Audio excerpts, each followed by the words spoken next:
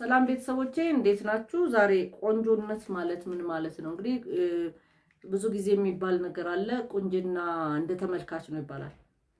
ምክንያቱም ለአንዱ ቆንጆ ሆነ ለአንዱ ቆንጆ አይደለም ተብሎ ስለሚገመት ማለት ነው። ቆንጆነት ማለት አንድ ሰው ወይም ነገር በውጫዊ መልክ ወይም በውስጣዊ ባህሪ የሚስብና የሚያስደስት መሆኑን የሚገልጽ ቃል ነው። እንግዲህ ውስጣዊ ውበትና ውጫዊ ውበት ተብሎ ይከፋፈላል በሁለት ማለት ነው። ስለዚህ ቁንጅና ሲባል እንደ ተመልካቹ ነው ይላል ማለት ነው። አንዳንዱ ውጫዊ ቁንጅናን በጣም እንደ ማምለክ ውስጥ ይገባል። አንዳንዱ ደግሞ ውስጥ ቁንጅና ማለት ነው።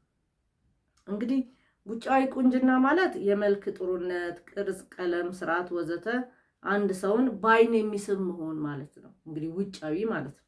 ውስጣዊ ቁንጅና ማለት ደግሞ ደግነት፣ አክብሮት፣ ታማኝነት፣ ልበ ንጹህ መሆንን ያመለክታል ማለት ነው። እንግዲህ ከነዚህ ሁሉ ከሁለቱ የትኛው ይበልጣል ነው ሁልጊዜ የሚያከራክረው ማለት ነው። ብዙ ጊዜ ሰዎች በውጫዊ ነገር ለዚህ ይሄ የመልክ ጥሩነት፣ ቅርጽ፣ ቀለም፣ ስርዓት ሌሎችም ነገር በአይን የሚስቡትን አይን ይገባል። ቅርጿን አይተህ ስታገባት ወይ ቅርጹን አይተሽ ስታገቢው ነገ በተለያየ ሚንስ ቅርጹ ሲቀየር ውበቱ ይጠፋብሻል። ቀለምም እንደዚሁ ሌሎችም ያው ውጫዊ ነገር ጠፊ ነው ማለት ነው።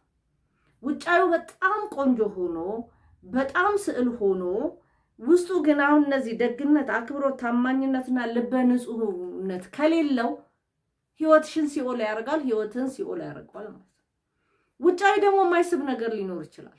ቁመናው ላይስብሽ ይችላል። የሰውነት ቅርጽ ላይስብሽ ይችላል። የሰውነት አቀማመጡ ምናልባትም ላያምር ይችላል።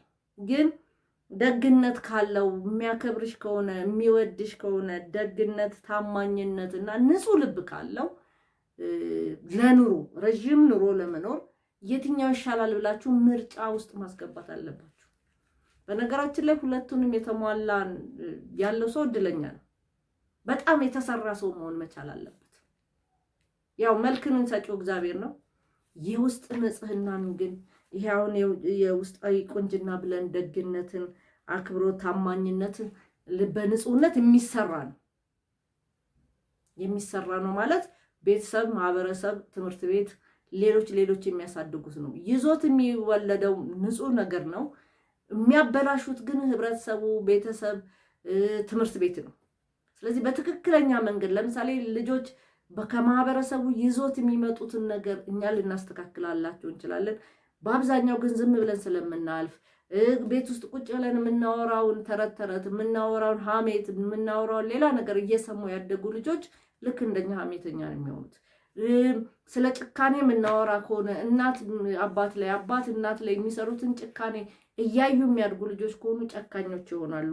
ለሰው ሪስፔክት ከሌለ ባል ለሚስት ሚስት ለባል አክብሮት ከሌለ እሱን እያየ የሚያድግ ልጅ ለሰው አክብሮት አይኖረውም።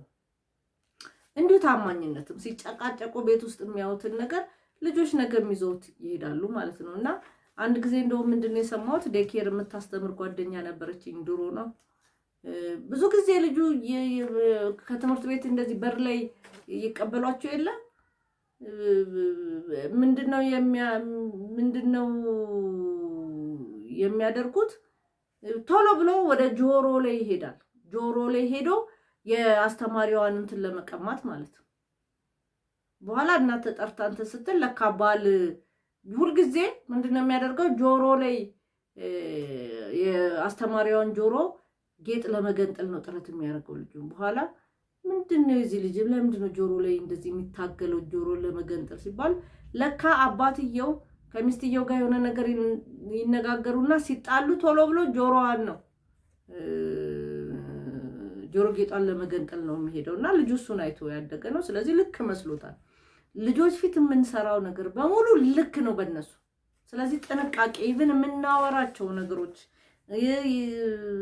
ስለ ፍቅር እንኳን ስናወራ ጥንቃቄ ማድረግ አለብን፣ እሱን ይዘው ስለሚሄዱ ማለት ነው። እና ምርጫችሁ እንግዲህ ቁንጅና ላይ ዛሬ ያዘጋጀሁት የትኛው ነው ቆንጆ፣ የትኛው ነው ለዘላቂ ህይወት የሚጠቅመኝ የሚለውን ማየት መቻል አለባችሁ ብዬ አስባለሁ። አመሰግናለሁ ቤተሰቦች። መልካም ጊዜ